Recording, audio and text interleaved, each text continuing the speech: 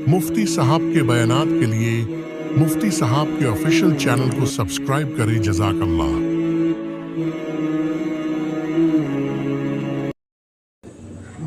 बिस्मिल्लाहिर्रहमानिर्रहीम नहमदुहु व नसल्ली व नसल्लिमु अला रसूलिहिल करीम अम्मा बाद। ये आपके सवालात की पर्ची मेरे पास पहुंच चुकी है। हम लोग इंशाअल्लाह डायरेक्ट इसकी शुरुआत करते हैं।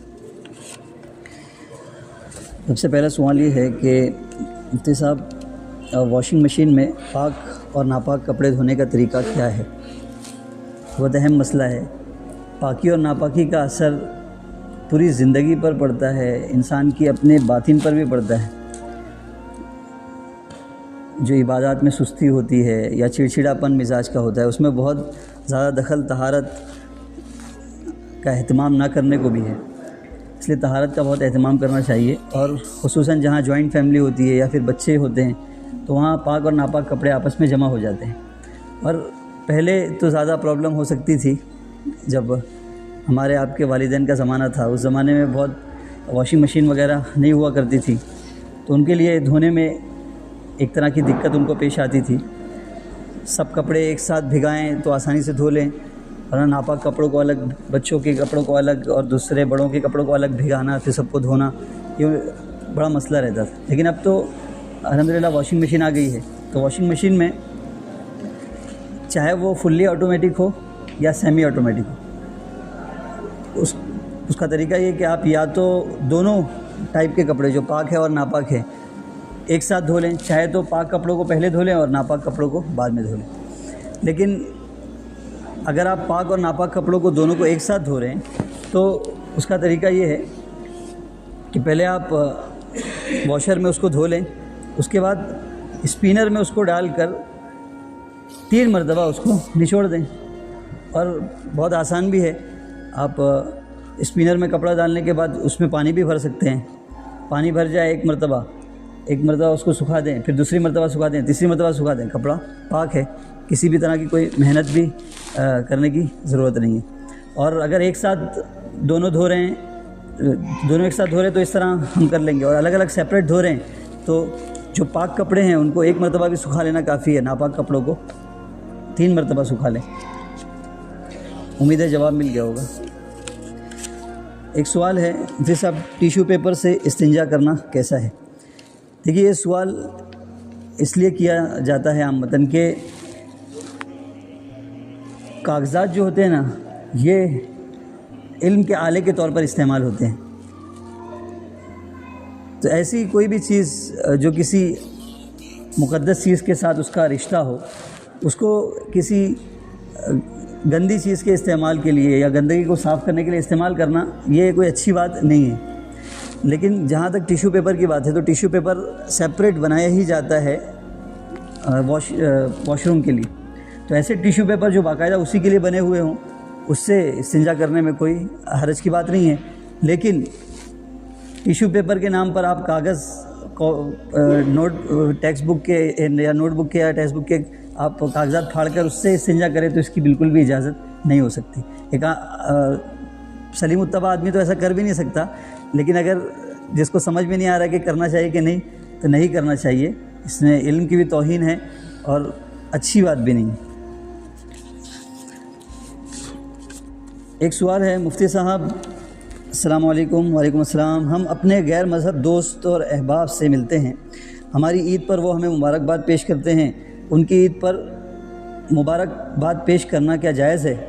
मुबारकबाद पेश न करें तो उन्हें दूर रखें, तो एक तरह से माहौल की ख़राबी का खदशा पैदा होता है। देखिए, गैर मुस्लिमों के साथ भाईचारा तो होना चाहिए, और भाईचारे का मतलब ये कि भाई के जैसा सलूक उनके साथ करना चाहिए। अगर वो परेशान है, उनकी परेशानी में अगर आप दूर कर सकते हैं, दूर कीजिए। गम है, गमगीन है, तो उनके गम को दूर कर सकते हैं, वो भी करिए। लेकिन मज़हब चारा नहीं होना चाहिए। यहाँ तक कि आप जिन गैर मुस्लिमों के साथ काम करते हैं ऑफ़िस में या किसी भी इंस्टीट्यूट में, अगर किसी मौके पर आप खाने के लिए बैठ रहे हैं, तो जिस प्लेट में आपका गैर मुस्लिम भाई खा रहा है, आप भी उसके साथ बिल्कुल बैठकर खा सकते हैं। اس میں بھی کوئی حرج کی بات نہیں ہے، یہاں تک کہ اسلام گنجائش اور اجازت دیتا ہے۔ لیکن مذہب چارہ نہیں ہو سکتا۔ مذہب چارے سے میری مراد یہ ہے کہ ان کے مذہبی امور میں ہم شرکت نہیں کر سکتے بھائی چارے کے نام پر، اور یہ شرکت نہ کرنا، اس کو بھائی چارے کے خلاف سمجھنا، یہ بھی کوئی عقل مندی کی بات نہیں ہے، یا مطلب یہ سمجھ میں آتا ہے دونوں چیزیں سیپریٹ ہے کہ آپ ہمدردی اور غمگساری بھی رکھیں اور مذہب میں شریک نہ ہو، یہ ہو سکتا ہے۔ اب یہ لوگ کہتے ہیں کہ وہ تو مبارکباد پیش کرتے ہیں، ہم نہیں کرے تو اچھا ہی لگتا، تو بھائی ان کے مذہب میں دوسرے مذاہب کی جو تہوار آتے ہیں اس پر سیلیبریٹ کرنا ان کے لیے جائز ہے، اور ان کو مبارکباد دوسروں کو دینا وہ بھی جائز ہے، لیکن ہمارے مذہب میں یہ جائز نہیں ہے، تو ہم کیسے اس کی اجازت دے سکتے ہیں؟ اس کو آپ اور آسان مثال سے سمجھیے کہ کبھی ایسا ہو گیا کہ کوئی ہمارا ہندو بھائی یا غیر مسلم بھائی ہماری مسجد میں آیا اور نماز پڑھ لیا۔ اب ان کے مذہب میں تو جائز ہے کہ بھائی سب کا احترام کرو، سب کا یہ کرو، آدر کرو، اس نے کر لیا۔ اب وہ کل ہم کو کہہ رہا ہے کہ چل مندر میں تو بھی فلانی مورتی کی پوجا کر، تو آپ تیار ہوں گے؟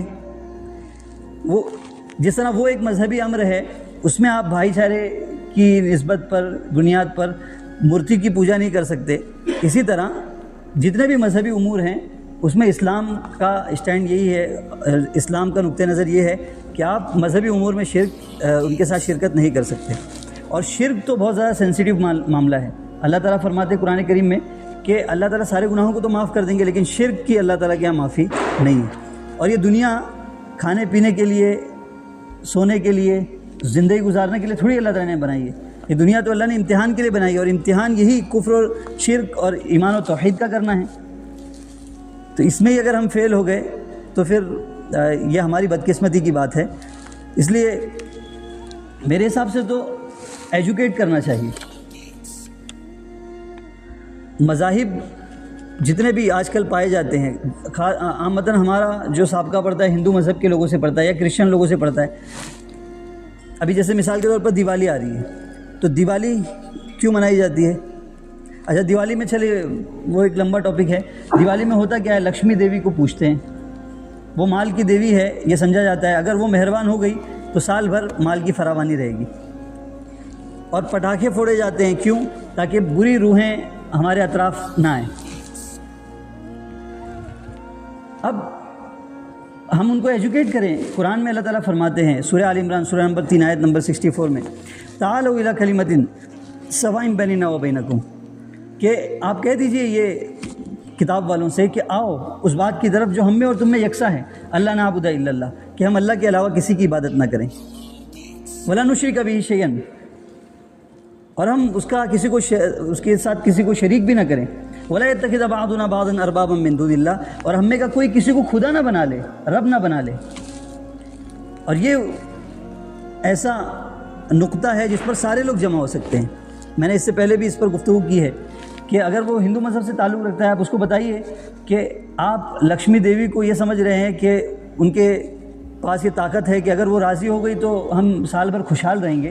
یہ آپ کے جو مقدس گرنتھ ہیں، آپ کی مقدس جو کتابیں، اس کے یہ خلاف ہے۔ آپ کی مقدس کتابیں تو یہ کہتی ہیں کہ ایک ایشور واد کا اس میں تصور پایا جاتا ہے، ایک خدا کی پوجا کا تصور پایا جاتا ہے، اسی کو مہان سمجھا جاتا ہے، اس کے الگ الگ نام ہیں، اس کو الگ الگ ناموں سے آپ کے ہاں پکارا جاتا ہے۔ لیکن مورتی کو پوجنا اور یہ سمجھنا کہ یہ ہمارے نفع نقصان کی مالک ہے، اس کا تو آپ کے گرنتھ اور آپ کی کتابیں اس کی اجازت نہیں دیتی۔ مان جائے تو فبیہا، نہیں تو کم سے کم یہ تو سمجھ جائے گا کہ بھائی ہم مذہبی امور میں شرکت نہیں کرتے ہیں مسلمان، بس اتنا کافی ہے۔ باقی آپ لین دین میں، معاملات میں، ان کے ساتھ خیر خواہی کرنے میں کوئی کمی مت رکھیے، لیکن مذہبی امور میں شریک بھی مت ہوئی، ٹھیک ہے؟ امید ہے اس کا جواب مل گیا ہوگا۔ ایک سوال ہے مفتی صاحب، ٹرین میں نماز کیسے پڑھی جائے، اور وضو ضروری ہے یا تیمم بھی کافی ہے؟ ٹرین میں نماز پڑھنے کے بارے میں فقہا لکھتے ہیں کہ ٹرین میں نماز بھی کھڑے ہو کر ہی پڑھی جائے گی، بیٹھ کر خواہ مخواہ نہیں پڑھی جائے گی۔ بہت سارے لوگ ٹرین میں سیٹ پر بیٹھ کر نماز پڑھ لیتے ہیں، تو اگر ایک بات تو یہ کہ بہت ایسا ٹرین ایسی انداز سے چل رہی کہ آپ کھڑے ہوں گے تو آپ کو اندیشہ ہے کہ آپ گر جائیں گے، بالکل چکر آ جائے گی آپ کو. سنبھال لیں گے تو کھڑے ہو کر ہی پڑھنا ہے، لیکن بالکل چکر آ جائے گی، گر جائیں گے، ایسا آپ کو کچھ اس طرح کی بیماری بھی ہے تو بیٹھنے کی اجازت مل سکتی ہے. یا پھر ٹرین اتنی کھچا کھچ بھری ہوئی ہے کہ اگر آپ کھڑے ہو کر نماز پڑھتے ہیں تو دوسرے کو تکلیف ہو جاتی ہے، تو ایسے موقع پر آپ بیٹھ کر نماز پڑھ سکتے ہیں. ورنہ اس کے علاوہ 2-4 لوگ ہیں، آپ یہ سوچ رہے ہیں کہ ان سے اگر بولیں گے تو کیا پتہ کیا سوچیں گے، تو آپ سوچیے مت، ہمت کیجیے. لوگ وہاں بیٹھ کر تاش کھیلتے ہیں، لوگ وہاں بیٹھ کر انتاکچھڑی کھیلتے ہیں، لوگ وہاں بیٹھ کر جو ہے گانے گاتے ہیں، تو کیا آپ نماز نہیں پڑھ سکتے؟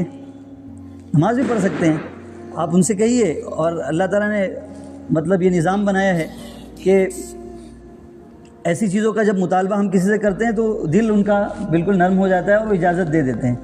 اس کی بہت ساری مثالیں سامنے ہمارے آپ بھی دیکھے ہوں گے اور ہمارے سامنے بھی آتی رہتی ہے.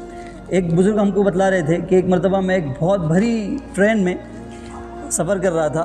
ٹرین کھچا کھچ بھری ہوئی تھی، نماز کا وقت جا رہا تھا، تو میں نے سوچا کہ اب اس میں نماز کیسے پڑھوں.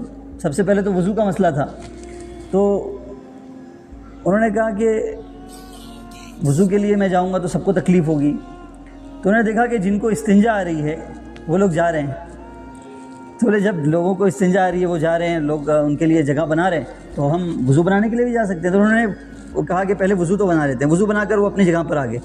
اس کے بعد انہوں نے کہا کہ نیچے ایک بڑی پیٹی رکھ کر 5 سے 6 لوگ، بڑا بڑا ٹیکا ان کو اس طرح لگا ہوا تھا، وہ تاش کھیل رہے تھے. ان کے چہرے سے بھی دیکھ کر مجھے تھوڑا سا ڈر لگ رہا تھا، لیکن میں نے ہمت کر میں نے ان سے کہا کہ مجھے 2 رکعت نماز پڑھنی ہے اگر آپ اجازت دے دیں. تو جیسے ہی میرے منہ سے انہوں نے نماز کا نام سنا، فوراً تاش اپنے گیم کے درمیان میں اس کو بند کر پیٹی سائڈ میں رکھ کر کہا آپ پڑھیے، اور جگہ بنا دی. انہوں نے کہا کہ میں نے نماز پڑھی، میں نے نماز تھوڑی جلدی پڑھی. تو ان لوگوں نے کہا کہ ان میں سے ایک نے کہ ہم تو دیکھتے ہیں کہ بہت سارے لوگ آرام سے نماز پڑھتے ہیں، آپ اتنی جلدی نماز آپ نے پڑھ لی، کیوں ایسا کیا؟ تو انہوں نے کہا کہ بعض جگہ حاضری کافی ہوتی ہے اور بعض جگہ حضوری ضروری ہوتی ہے. یعنی کیا مطلب؟ نماز عام حالات میں تو حضوری کے ساتھ ہی پڑھنا چاہیے، لیکن ایسی ہنگامی حالت ہے کہ اس میں حاضری بھی مشکل ہو رہی ہے تو حاضری بھی کافی ہو جاتی ہے. جیسے انہوں نے مثال دی کہ جیسے بچہ ہوتا ہے تو جو پلے گروپ کا بچہ ہوتا ہے یا جونیئر سینئر کے جی کا، اس کے لیے حضوری ضروری نہیں ہوتی کہ کلاس میں وہ کتنے اٹینشن کے ساتھ بیٹھا ہے اور میڈم کا لیکچر سن رہا ہے، ٹیچر کا، بلکہ بس وہ حاضر ہے تو اس کی حاضری ہی بہت کچھ اس کو سکھا دے گی. لیکن ہاں آگے جانے کے بعد جب وہ ایک اچھے اسٹینڈرڈ میں پہنچ جاتا ہے، آگے بڑھ جاتا ہے، تو اب اس کے لیے حضوری بھی ضروری ہوگی. تو وہ لوگ بہت خوش ہوئے اور اس طرح سے اللہ تعالیٰ نے انتظام بھی کر دیا. تو ہمت کرنا چاہیے. اور رہی بات تیمم کی، تو دیکھیے وضو جب تک پانی موجود ہے تیمم نہیں کیا جا سکتا. اگر آپ کے ڈبے میں پانی ختم ہو گیا ہے، دوسرے ڈبے سے آپ وضو کر سکتے ہیں، وہاں جا کر کریے. اور اگر پوری ٹرین میں ایسا ہو گیا پانی ختم ہے، اب نیکسٹ اسٹاپ بھی اگلے 1 گھنٹے میں 2 گھنٹے میں نہیں آنے والا ہے اور آپ کی نماز کا وقت نکلا چلا جا رہا ہے، تو ایسے موقع پر اگر اطراف میں کہیں پر بھی آپ کو پانی کی بالکل کوئی سبیل نظر نہیں آ رہی ہے، تو ایسے موقع پر جو دھول اور گرد و غبار لگے ہوئے ہوتے ہیں ٹرین میں، ان پر بھی آپ ہاتھ مار کر ان سے تیمم کر سکتے ہیں. اس وقت تیمم کی اجازت ہوگی. چونکہ تیمم کے لیے زمین یا زمین کی جنس کی کسی چیز کا ہونا ضروری ہے. اب ٹرین میں زمین تو نہیں پائی جاتی، وہاں لکڑی ہے یا لوکھنڈ ہے، یہ سب چیزیں ہوتی ہیں، تو زمین کی جنس کی چیزیں اس میں دھول شامل ہے. تو اب ایسی جگہ تلاش کریے جہاں ٹرین والوں نے صفائی کے دوران کئی مہینوں سے جھاڑو نہیں مارا ہے. وہ جگہ پنکھا بھی ہوتی ہے ہماری انڈیا میں، اور دروازے کے پیچھے کی جگہ بھی ہوتی ہے. گندگی میں ہم کو بہت آگے ہم ترقی کر رہے ہیں، آگے پہنچ گئے. تو وہاں پر ہاتھ مار کر دھول، چاہے بہت زیادہ ہاتھ پر نہ بھی بیٹھے تو بھی اگر دھول جمی ہوئی آپ نے ہاتھ مارا، اس طرح اس کو جھٹک لیا اور ایک مرتبہ چہرے پر پھیر لیا، دوسری مرتبہ ہاتھ مار کر اس طرح ہاتھ پر پھیر لیا، تو آپ کا تیمم ہو گیا، یعنی آپ کا وضو ہو گیا. اب ایسی حالت میں آپ نماز ادا کر سکتے ہیں. امید ہے جواب مل گیا ہوگا. جی ہاں، قبلے کے رخ کے لیے جہاں تک ہو سکے تابہ مقدور قبلے کی طرف رخ کر ہی نماز پڑھنا چاہیے. اور ٹرین میں اس کی گنجائش بھی ہوتی ہے. اگر ٹرین میں ہم ریزرو ریزرویشن ڈبے میں ہیں ہماری ٹکٹ ریزرو، تو وہاں زیادہ گردی عامتاً نہیں ہوتی ہے، تو آپ بہت آسانی سے چاروں سمت میں نماز پڑھنا چاہیں تو چاروں سمت میں پڑھ سکتے ہیں۔ آپ کے پاس قبلہ نما ہونا چاہیے، اگر کمپس ہے ساتھ میں تو بہت اچھا ہے، تو موبائل میں آج کل ہے، آپ اس سے دیکھیے اور جہاں قبلہ ہے اسی رخ پر نماز پڑھنے کی، قبلے کے علاوہ رخ پر نماز پڑھنا درست نہیں ہے۔ یہ بات ہے فرض نمازوں کی۔ رہی بات نفل نمازوں کی، جیسے آپ تہجد پڑھ رہے ہیں، جیسے آپ اور دیگر نوافل پڑھ رہے ہیں، تو اس میں آپ کھڑے ہونا کوئی ضروری نہیں ہے، چاہے کوئی عذر ہو یا نہ ہو، آپ بیٹھ کر بھی اطمینان سے پڑھ سکتے ہیں، اور قبلے کی طرف رخ کرنا بھی کوئی ضروری نہیں ہے، لہٰذا اور باقاعدہ تحیات میں بھی بیٹھنا کوئی ضروری نہیں ہے۔ اگر آپ کو ایسا ہے کہ آپ ایسا سیٹ پر بیٹھیں اور بیٹھے ہی بیٹھے آپ نے اللہ اکبر کہہ کر نماز پڑھ لی، تو الی ای جہۃ توجہت دابتہ، چاہے جس طرف بھی ہماری ٹرین کا رخ ہو ہماری نماز ہو جائے گی، ٹھیک ہے۔ ہاں، ایک مسئلہ یہ ہے کہ اگر مفتی صاحب قربانی کا جانور اس کو مار لگ جائے تو کیا وہ حلال ہے یا حرام؟ مجھے آپ سے یہ سوال کرنا تھا، جزاک اللہ۔ دیکھیے، قربانی سے پہلے جو جانور خریدا جاتا ہے، اگر بندہ مالدار ہے اور یہ منڈی سے جانور خرید کر گھر پر لا رہا ہے، قربانی سے پہلے کا وقت ہے، اور جانور اتنی بری طرح زخمی ہو جاتا ہے کہ اس کے زخمی عضو کی پوری منفعت فوت ہو جاتی ہے، جیسے مثال کے طور پر وہ لنگڑا ہو جاتا ہے، چل ہی نہیں پاتا ہے، تو اب یہ جانور قربانی کے لائق نہیں ہے۔ اس جانور کی قربانی ہوگی، اس کو ذبح کر کے کھا لو۔ اگر ذبح کر کے کھا نہیں رہے ہیں آپ تو، اور اس جانور کو بیچ رہے ہیں تو بیچ بھی سکتے ہیں، بیچنے کی بھی اجازت ہے، لیکن پھر جب دوسرا جانور آپ خریدیں گے تو پہلا جانور مثال کے طور پر آپ نے 20,000 کا خریدا تھا، اب دوسرا جانور آپ کو 15,000 کا مل گیا، تو اوپر جو 5,000 آپ کے بچے، تو مالدار ہونے کی صورت میں آپ کو اس کا صدقہ کرنا ضروری ہوگا، اس کا استعمال آپ کے لیے جائز نہیں ہوگا، اور اگر زیادہ قیمت کا ہے تب تو کوئی پرابلم ہی نہیں۔ اور اگر یہ خرابی یعنی اس طرح کا کوئی زخم ذبح کے وقت میں جانور میں آ گیا، کوئی ایسا عیب پیدا ہو گیا جو قربانی کے لیے مانے ہے، تو اس عیب کا کوئی اعتبار نہیں ہے، اسی حالت میں اس کو ذبح کیا جا سکتا ہے۔ اور اسی طرح اگر بندہ مالدار نہیں ہے، غریب ہے، اور اس نے جان بوجھ کر ایسی شوق میں ایک جانور لے لیا تھا قربانی کے لیے، تو اب لینے کے بعد قربانی کی نیت سے جانور لے لیا تو اب قربانی اس کے اوپر واجب اور ضروری ہو گئی، لیکن اسی جانور میں ہوئی، لہٰذا اگر وہ جانور ایک پیر سے کیا دونوں پیر سے لنگڑا ہو گیا تو بھی وہ اس کو قربانی میں ذبح کر سکتا ہے، کیونکہ قربانی اس کے اوپر واجب نہیں ہے، جانور کے اندر واجب ہے، کیونکہ اس نے جانور کو قربانی کی نیت سے لیا تھا، اور جو مالدار ہے اس کے جانور میں قربانی واجب نہیں ہے، اس کے اوپر واجب ہے، تو اب جانور کتنے بھی ہو سکتا ہے بدلیں، لیکن اس کے ذمے کا فرض باقی رہے گا۔ امید ہے جواب مل گیا ہوگا۔ ایک سوال یہ بھی کیا ہے کہ مفتی صاحب ایئر رنگ اور وضو، اس کے بارے میں اس پر کچھ روشنی ڈالیں۔ ایئر رنگ اور وضو مطلب کان میں جو عورتیں بالیاں پہنتی ہیں اس کو وضو میں اس کے ساتھ کیا کیا جائے؟ تو دیکھیے، بعض مرتبہ ایسا ہوتا ہے کہ کان کا چھید بہت لمیٹڈ ہوتا ہے، اس میں جو ایئر رنگ پہنی ہوئی ہوتی ہے کان کی بالیاں وہ بالکل ٹائٹ ہوتی ہیں، اگر وہ اس طرح ٹائٹ ہیں کہ کوئی سوراخ اندر کا نظر نہیں آتا ہے تو وضو کرنے کے بعد اس رنگ کو حرکت دینا بھی ضروری ہے، یعنی اس سوراخ میں پانی پہنچانے کے لیے، اگر حرکت نہیں دیں گے تو وضو نہیں ہوگا۔ اور اگر کان کا چھید بڑا ہو گیا ہے بالی کے مقابلے میں اور وضو کرتے وقت اس سوراخ میں پانی چلا جاتا ہے نارملی، تو کوئی حرج کی بات نہیں ہے۔ عامتاً جو ہماری تھوڑی معمر خواتین ہوتی ہیں جو پہلے سے زیورات پہنتی آئی ہیں تو ان کا کان کا چھید تھوڑا سا بڑا ہو جاتا ہے تو اس میں پرابلم نہیں ہوتا، لیکن جن کا ابھی جلد کان چھدایا جاتا ہے، خاص طور پہ بچیاں ہوتی ہیں یا بھی جلدی ان کی شادی ہوئی ہوتی ہے، تو ان کے لیے یہ اہتمام کی ضرورت ہے کہ وضو کرتے وقت وہ دیکھیں اگر ٹائٹ ہے بالی تو اس کو گھمائیں، حرکت دیں، ورنہ وضو نہیں ہوگا۔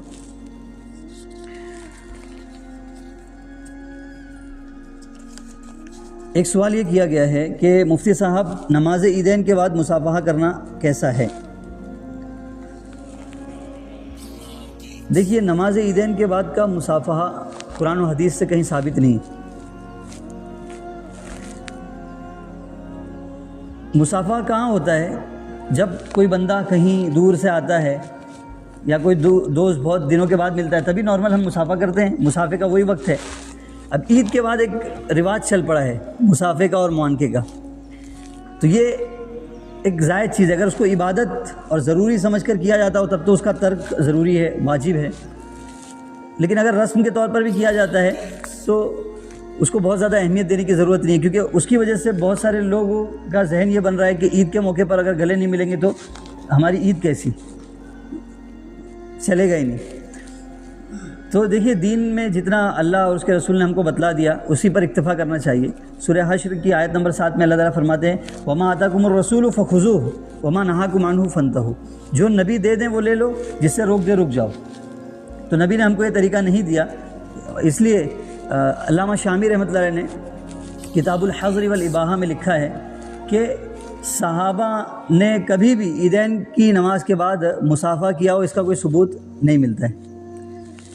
ہاں یہ ہو سکتا ہے کہ عیدین ہی کے دن آپ کا کوئی دوست دور سے آپ سے ملنے کے لیے آئے، تو ظاہر سی بات ہے وہ دوست ہے اور دور سے آیا ہے، تو اب آپ اس سے معانقہ یا اور مصافحہ کر رہے ہیں، اس وجہ سے نہیں کہ آج عید ہے، اس وجہ سے کہ یہ دور سے آیا ہے، ٹھیک ہے۔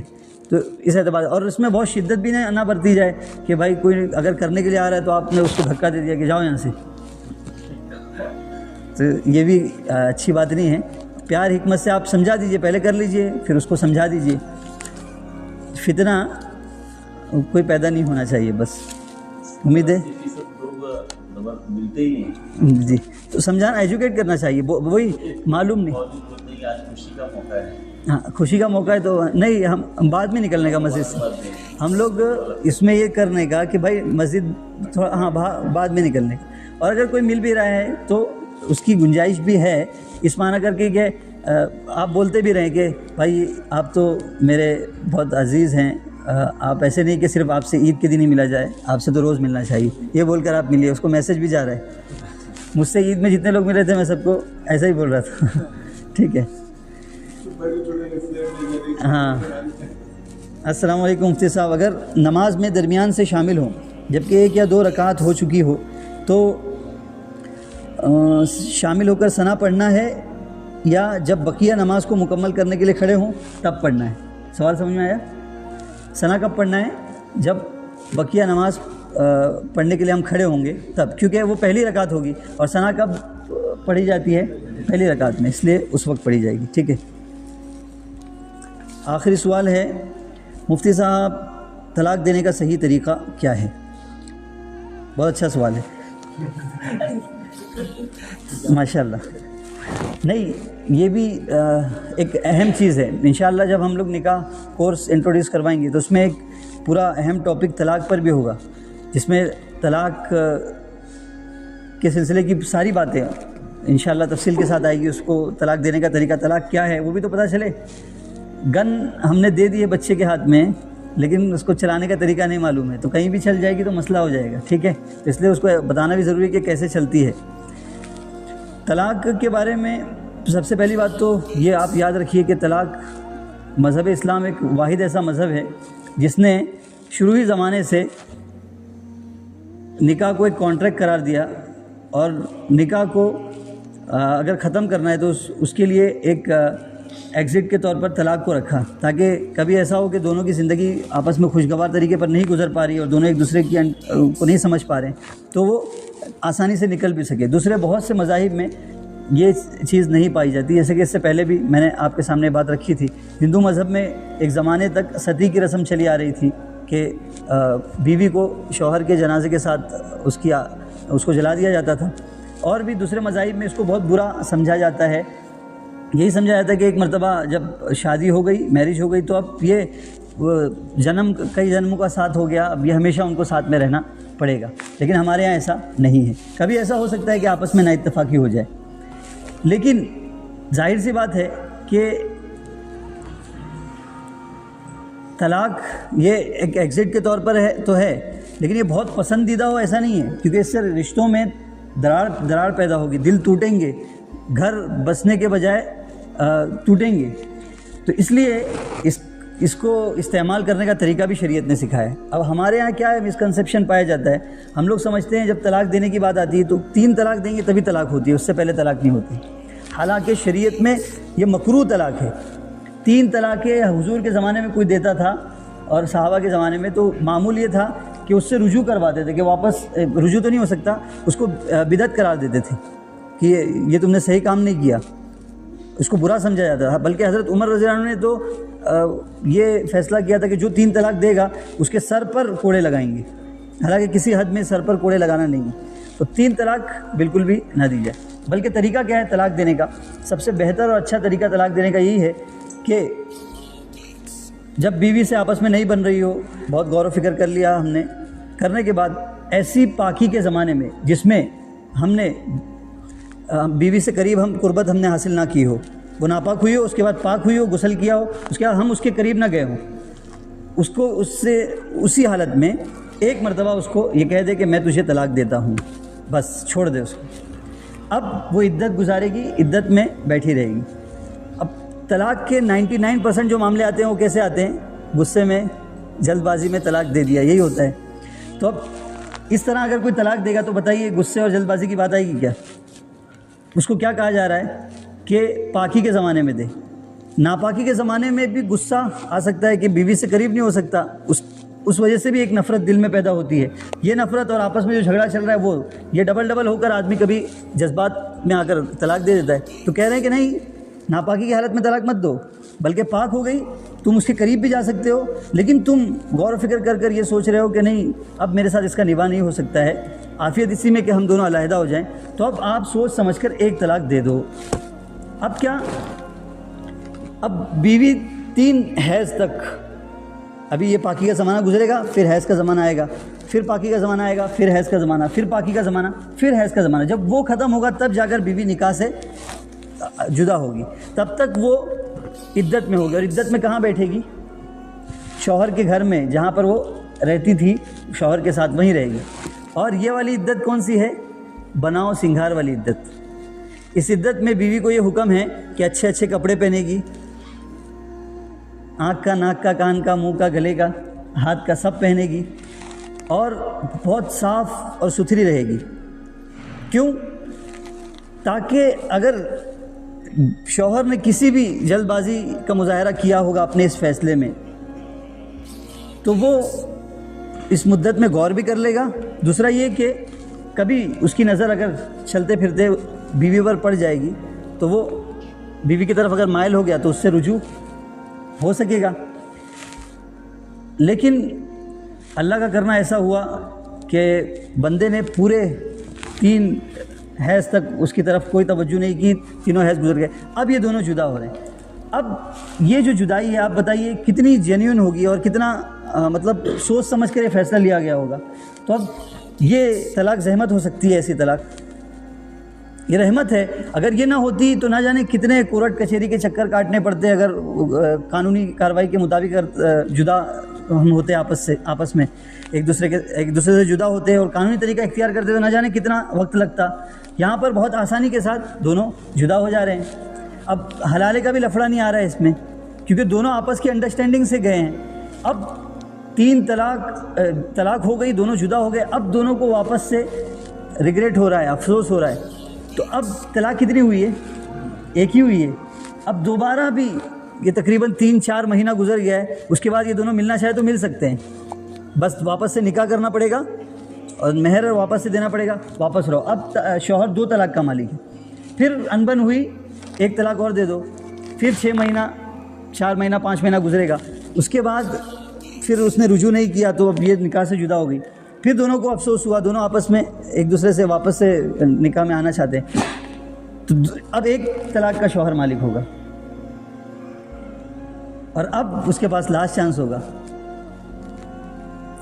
اور تقریباً 1.5 سال کا عرصہ گزر گیا ہے اس بات کو سوچنے میں کہ میں اس کے ساتھ رہوں یا نہ رہوں۔